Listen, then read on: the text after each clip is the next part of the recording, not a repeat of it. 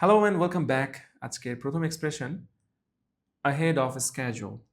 ahead of schedule নির্ধারিত সময়ের আগে।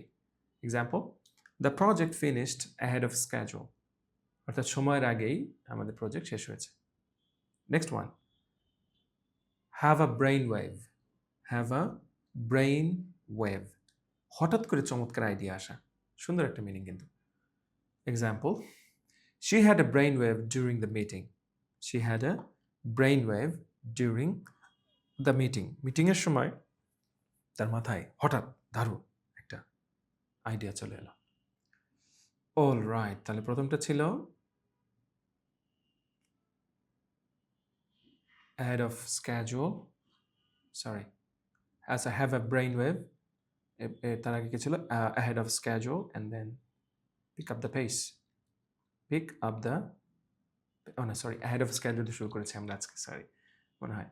তারপরে গিয়েছে last one, ring true. Ring true, সত্য বা বিশ্বাসযোগ্য মনে হওয়া। যেমন his explanation rings true, তাহলে মিথ্যা হলে অপোজিট ওয়ার্ড দিবেন।